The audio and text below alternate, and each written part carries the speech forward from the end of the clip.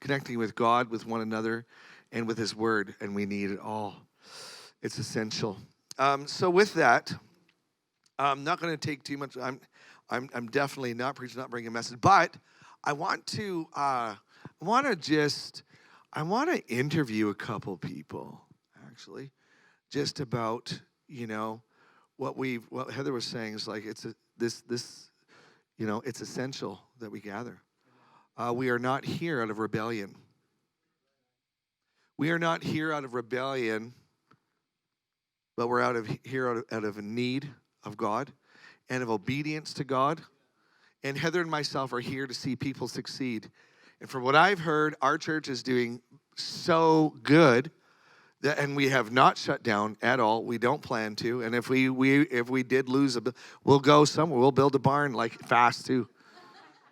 Fast we will. We will not stop. We will not stop. We cannot, because we want to see people succeed. My heart is to see you succeed, and that is through Christ only and Him alone.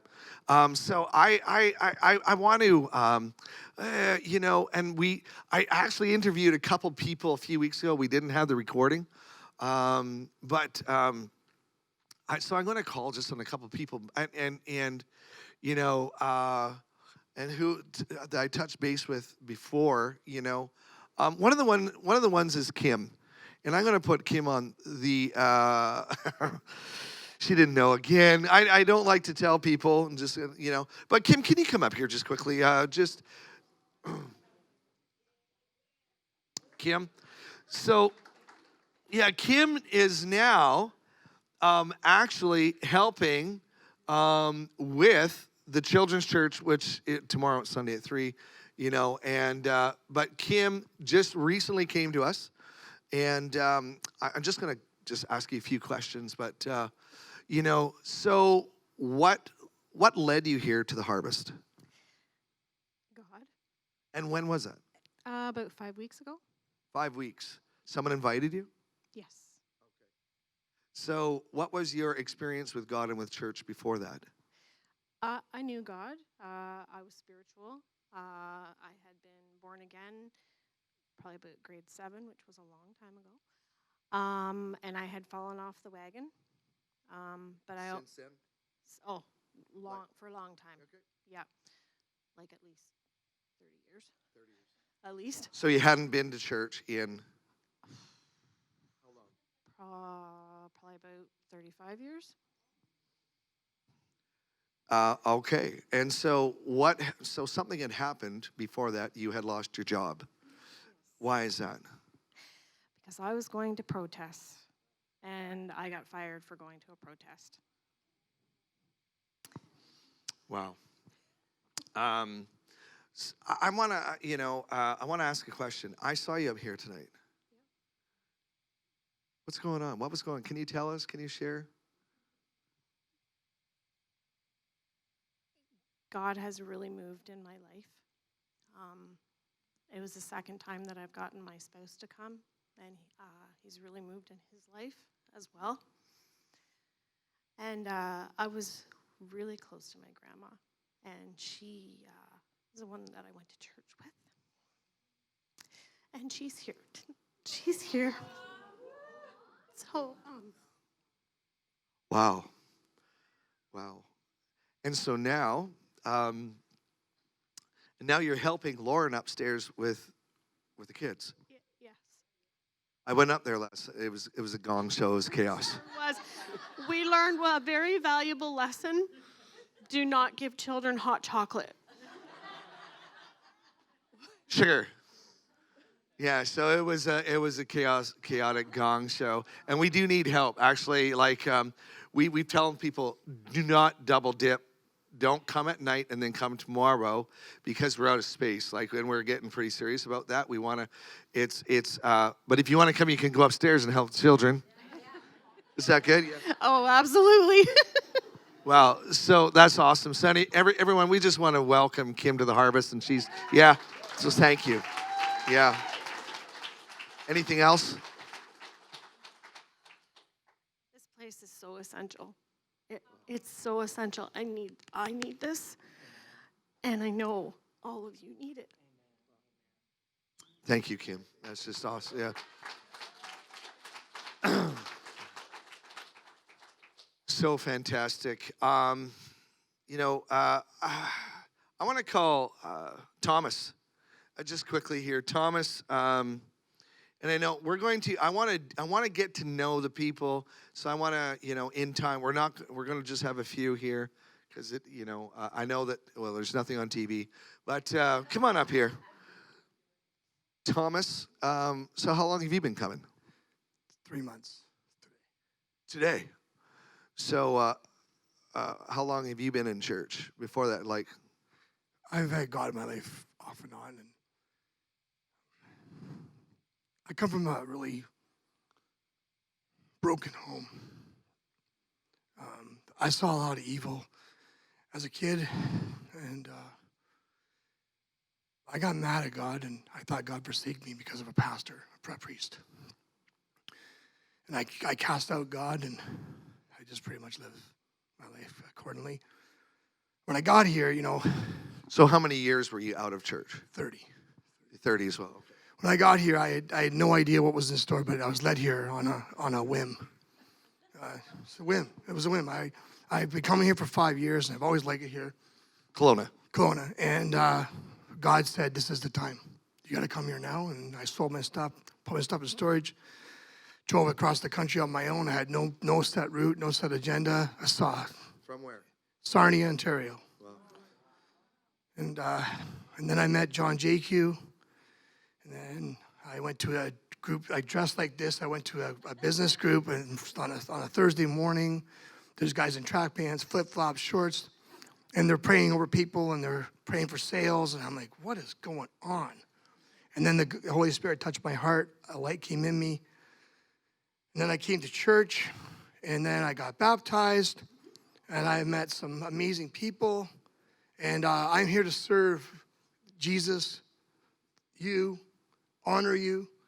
This is amazing. We need this. I need this. I mean, I would be dead right now. I wanted to die. Now I'm alive, and I'm alive. Yeah. So, thank you. There you are. Thank you. Right on, Thomas.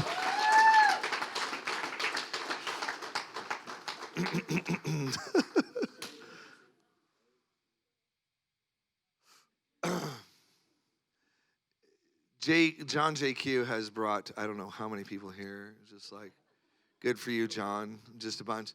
Yeah. Same with Benjamin at the back. I'm dumbfounded. I want to introduce Benjamin another time, but I will say that he is now in charge of security outside. And him and his wife Anna have come with their 3 children, and they brought a bunch of people too, and it's just like just so crazy, so good. And he's got a whole story. I want to get into that because I don't want to just like poke it tonight, because you got a story, because you were delivered out of a cult, full 100%, like just like so. I love it. I love it when people come from communism or cults and stuff, and they come in, they're like, we like it here. Well, that's a good sign. Because they know what to look for. They're like, talk to me. Oh, we like this. We like this. It's just like, you know, so good. Matthew, can you, Matthew, come on up here, Matthew. Matthew. And this is Christine Cloutier's son. And this is the guy who got baptized on December 31st. I'll be honest. When he asked me to be baptized, I said, "So yeah, let's do that." I said, "Where?" He goes, "In the lake." I'm like, "Great. When?" He goes, "Now."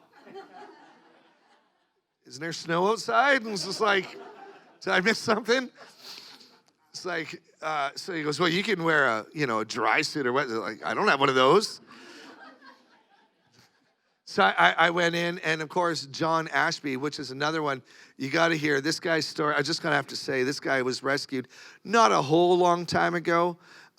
He was lit on fire by his brother, 60% of his body burnt.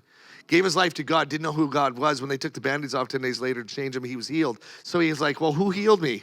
Anyway, that's a whole nother, God's doing stuff, you guys. It's just like, but Matthew, before you came here, when was the last time you were in church? When I was 18. All right. 17, 8, 14, 15 years ago? Yes, something like that. Wow. So you came to you came to our Men's Connections group at my house. And where did we meet? Poker game. It was so funny when I said that on the Canadian Firewall. Barry Miracle texted me, he goes, hook a brother up. Where can I go to a poker game? Anyway. And some of the guys go here, and it was just like, I got invited by a guy who says, are you unreligious? I said, yeah. He goes, well, you want to come meet some guys at a poker game? And so I go there, and all these guys, half of them like wouldn't darken the door of church to go to church. He goes, hey everyone, this is Pastor Art. I'm like,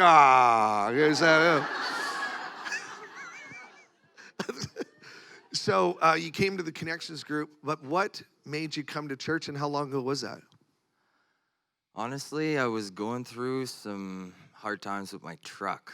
I own an excavation company, and it started out with one repair, and next thing you know, I'm 14,000 into it, and I knew because I had been praying to God to help me with my business, and I was forecasting the winter, and I had no work, and I was praying to God, and I felt like it was getting attacked, so I started seeking mentorship and advice from Art, and I actually kind of stopped going, and then I started coming back, and and then That was the Connections group. You hadn't even come to church yet. No, not yet, and I knew as the more I was praying, the more I was getting attacked, so I was definitely pissing someone off, and God came to me and told me, basically, you have to pick.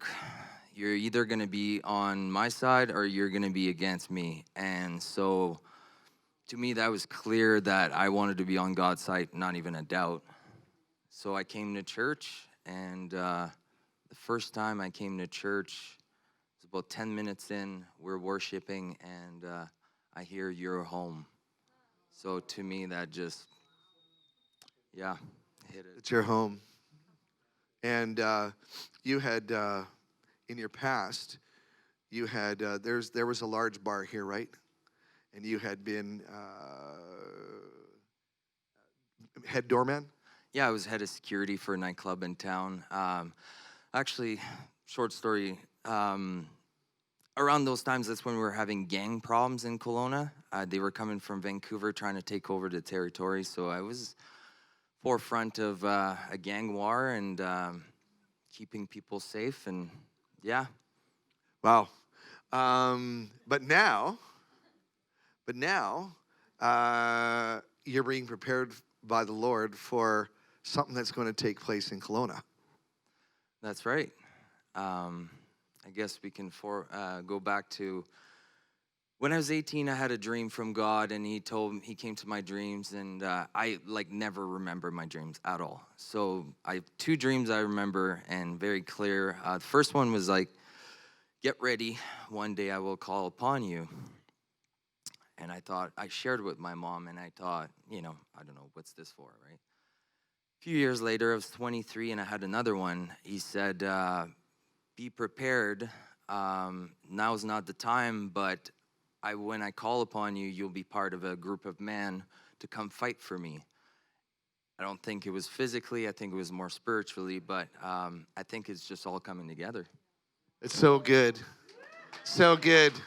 And so he left the past and left 2020 behind on December 31st with the waters of baptism, and it was just amazing. And so I'm just so excited, Matt, to have you here. Just like, and so Matthew Cloutier, and isn't it exciting that God's bringing these young men in and stuff? So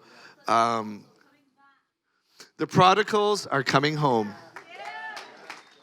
So while he was sharing, he walked into my office, and I was on the North American Zoom call that we got going once a day for 21 days. And I walked in and I said, Matt, come here. And I said, and I sat him down, and there's like 170 people on this Zoom call. And I told Matthew I said, look at this picture. And I threw in a screen share about him getting baptized just days earlier. And you know, because the enemy's just been after him, and he'd throw this money in the truck, then it gets stolen. While he's sitting at my chair, just about to share, I said, I want you to just encourage and pray for the prodigals. He gets a text from his partner. Our Bobcat and trailer just got stolen. Literally, while we're sitting there. And he goes like pale. He's like, and he shows me his phone like, my Bobcat just got stolen from our company. It's like, and he just put it aside, put the phone down. And he just started to share a story and just talk and call the prodigals home. And just like, you know, I just couldn't believe the strength just to, you know, and so this is, I don't know what the enemy is going to throw at you or has, but you know what? Don't stop. Don't stop believing. Don't stop believing, you guys. And because I believe that God is going to rescue a bunch of these guys. And anyway, thank you, Matthew. Anything? Yeah? Yeah, why not? So up to my baptism, I've been going through, like, I'd say a good 10 years of depression, on and off, alcoholism, drug use. Not hard drugs, but still drug use. And after being baptized, I started a fast with a few of the men. And since then, I have not smoked any drugs. I have not drank, and that's been since the first. I've completely, like, I tried about a dozen times to quit smoking cigars and cigarettes over the past 10 years. Like, failed miserably, and I'm pretty strong, like, I'm a strong-willed person, and I just could not do it for the life of me. And the thing is I've not had temptation. It's like the grace, it's so hard to explain, but the grace that's come over me because I've been focusing on God, as Heather has been talking about. It's really about that. It's about, he gives you the strength you need to do what you need to do. You know, you can't focus on your addictions. You got to focus on what is better and what he provides. So that's that's what I've been doing, and it's honestly like so clear-headed nowadays. It's unbelievable. I'm pretty hard on myself, so I've been kind of thinking, why didn't I do this before? Well, I just didn't do that. I wasn't looking at the right, you know, options. This is the only option.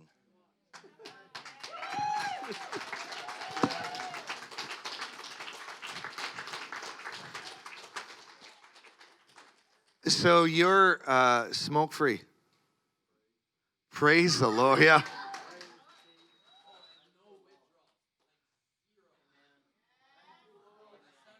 Because I went to those poker games, and just like there's a group of you know, every hour, just get up, smoke a big fatty in a bowl full, and the cigarette. I'm just like, well, just like, and you're no marijuana, no cigars, and just like, praise the Lord. That's just crazy. I know we're running out of time here, but I want to call on my son Aaron to come up here right now. When I say my son, he's my foster son from 2001, 2002, and 3, and then he's been involved in our lives but we haven't seen him for a long time, actually. But he was in our house when he was 15, 16. He's 35 now. Yeah. Yeah. yeah. Yeah. So, and as many of you prayed for him, prayed for Aaron, when I called out for help in June, July, because I heard his adoptive mom, whole story, she died. and he was just getting to kind of start getting close to her. He's been an alcoholic ever since I remember him. Just like he would be good for 10 days and just disappear. I'd have to go pick him up. I'd have to go drag him out of ditches and places, like severe like blood poisoning. I remember hearing that your liver's gone back, a few years back. He's like 2015, your liver was shot, right? And just like, but I also remember back in about 2010, I'm not sure where I was, but I get a phone call. He's in the basement of a house in Prince George, and he was given one phone call because they says, we'll let you have one phone call, but they had a shotgun in his head. He was delivering stuff, and who he delivered to told the main dealers that he didn't deliver it. They so blamed him, and they were going to kill him unless he came. And so he got one phone call, and I remember he goes, "Hey, Dad, I have one phone call. This is it. I don't know what to do. They're going to kill me." I said, "You better just ask the Lord. Turn to the Lord." But he lived. But you obviously lived out of that. So it's been a rough road. You've been in jail a few times, and you were just on Hastings, right? You were just living down there. Right down in Hastings, yeah. And October 30th, you were I'm gonna let you say that. October 30th at 11 o'clock at night, I'm working in my garage on a Friday night, and Aaron messages me and says, I need out off the streets. And so, lo and behold, Nicole's husband, John Ashby, was sleeping at the ferry to come down. And I said, John, 8 hours later, Aaron was in a vehicle on his way here, and he's been here ever since.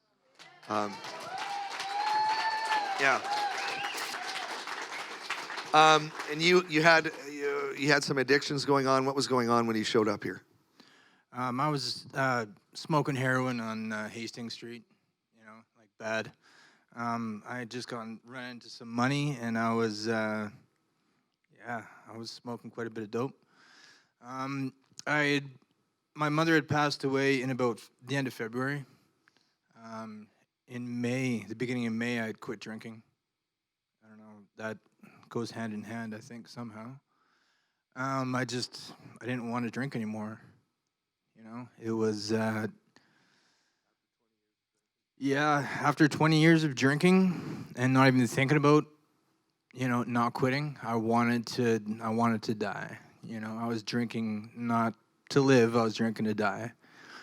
In 2015, my liver was shutting down. I was in the psych ward because I really wanted to kill myself. I had no will to live. And I really didn't feel that, my life was going anywhere fast. But to come back into the future here, I was addicted to dope. I'm ashamed to say that. I'm ashamed to say that I drank for 20 years. I became a person that I'm not proud of, and I did a lot of things I'm not proud of. But all through that, I know that God's always been with me by my side. Right? Even when I didn't deserve it.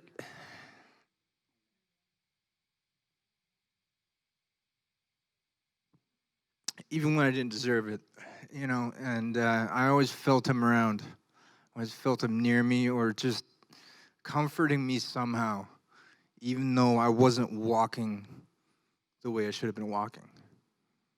Right? There's a love and compassion that that's what really brought me back. You know what I mean? And it came through people like you and Heather. It came through everybody that prayed for me, and it's changed everything about me. If you would have seen me years ago, like in 2015 when I wanted to die and when I was going to die, it wouldn't be the same as looking at me today. And I'm so grateful to be here. It's just, I know I'm sweating like a pig right now. I'm really nervous. Thanks for putting me on the spot. But Well, listen, so you left, you just got out of van. You weren't actually allowed to leave. No, I wasn't. I'm on probation right now. Okay. And there was actually a warrant for you. Yeah, there was a warrant out for my arrest. So, but I took you, and you lived with us Yeah. a couple times, and you lived with Jesse and Leanne in between our places. Yeah, that's right. You had to go on Keaton, Katie, which is it's which an is- opiate replacement therapy. It's like methadone, but a little bit stronger. Are you off that now? Yes, I am. Amen. I am. It was hell for me, but yeah, Christmas Day was when I stopped, and yeah, it was. I had wanted to get off of it as soon as I got here. I'd even talked to Larcy a little bit, got some advice from her, and and also my doctor was trying to get me to stay on it, right? But as soon as I started feeling better, I just realized I felt like in my spirit that it was a crutch for me, right? I couldn't honestly say and look somebody in the eye and truthfully say that I wasn't using while I was taking this stuff. It didn't feel right to me. And yeah, I spent Christmas with you guys. I was pretty haggard, pretty rough. I had slipped on Christmas Eve. And I got right back on the wagon again. And yeah, it was Christmas Day when I quit Cadian, and it was a rough 2 weeks after that. You know what I mean? It was like a couple of the worst weeks of my life. But I made it through. Isn't that awesome? So, but then you got a message from who was it? The probation officer or who? What? They didn't even know you're here because now you can do probation through like Zoom or phone call because COVID. Yeah, but all telephone. of a sudden, so you had a warrant. Who got a hold of you? Yeah, I was actually just one of the duty workers in the probation building. She had told me that my original worker wasn't working that day and that I had to vacate that warrant this last week, by Friday. Yeah, so it wasn't something I wanted to do. So I took you to the courthouse Thursday morning. Thursday morning, yeah. We prayed. Yep. And but it wasn't going to look good. In fact, the lawyer got a hold of me. They said, "Holy moly!" So the Crown wanted to keep you. Yeah. But you had faith. I did. Even though I was sitting in that cell, and even though they did, Crown totally sat there and slapped my record on me, slapped my past on me, which sucked. It was depressing reliving those moments that I didn't want to live in the first place, right? And to have come so far from October 31st, even though it wasn't that long, it was long for me. You know what I mean? And to come that far and to have the lawyer and have the Crown, it was hard, in that cell by myself. They were going to Right. send you back to Vancouver They were either Vancouver or Prince George jails. to wait for trial because you were going to fight it. Yeah, I And you still weren't- am. You actually have to still. So. Yeah, But they were going to keep you, and the trial would have been. about a year. So they would have been you would have been gone in jail and in for a jail. year. I would have been. Yeah. So we got a call from the lawyer, like, "Hey, it's in bad shape. The Crown wants to send him away." It's like, talk to me. And so we were just going to the leadership meeting. Heather and Larcy do an email to the lawyer. Here's who he is. He's doing his schoolwork. Where I just like, he was in my life 18 years ago. We don't want to lose him now.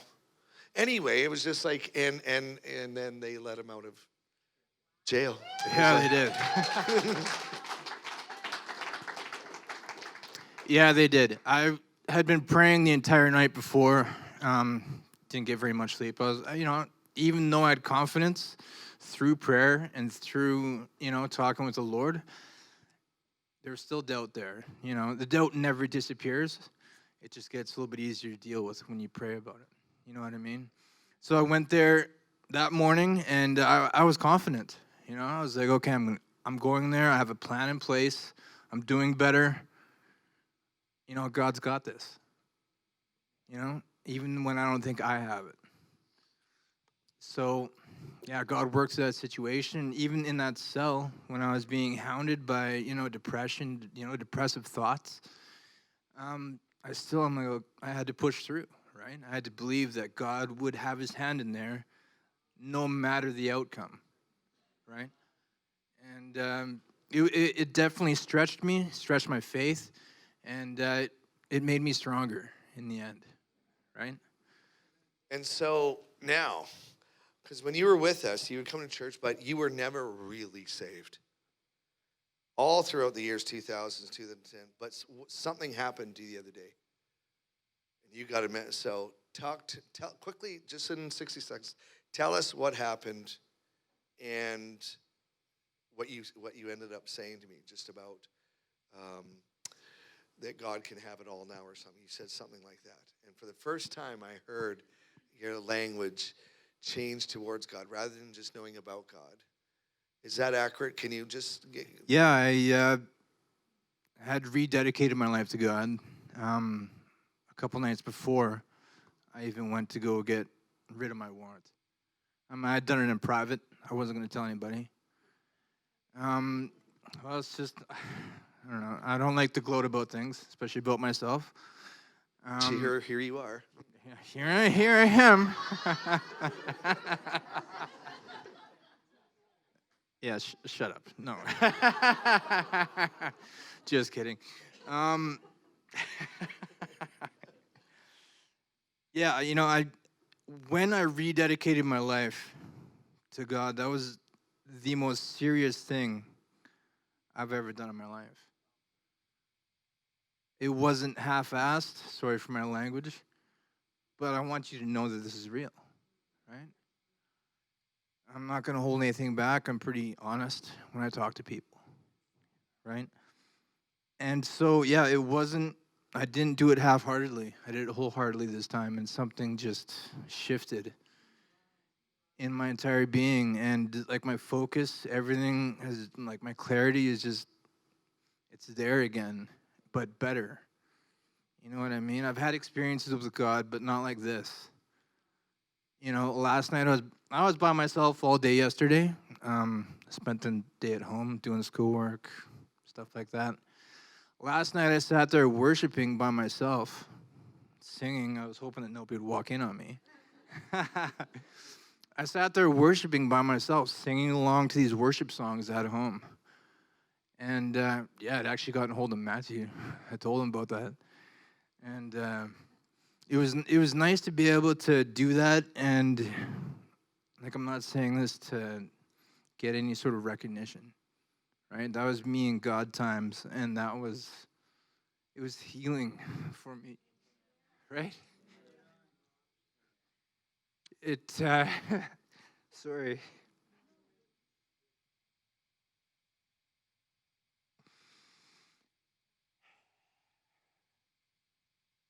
It was something so real in my life that I'm so grateful that I'm alive. And I'm thankful to be here. Thanks.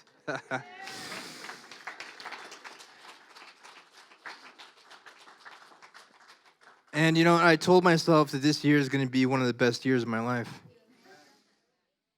And I really still believe that, And I hope that it's the best year for everybody's lives. Right? Thank you very much.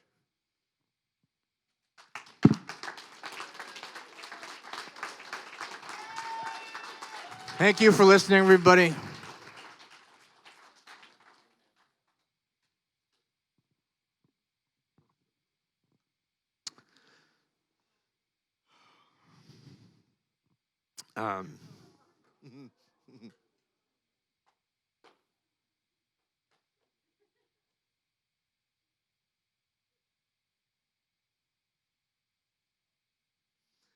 Heather wept over Aaron so many times, so many years.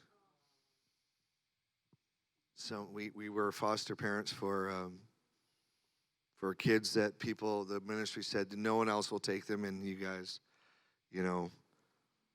Like we weren't allowed to like hug them, do this, to that, but they left us alone. They let us do whatever we wanted because we were somehow, But when Aaron went AWOL and just like, and Heather just wept and just like, she was, no one touched my heart like Aaron. So it was so good to have the prodigals coming home and back. So I just thank the Lord. I thank you for your prayers, you guys. We're gonna just wrap this up here.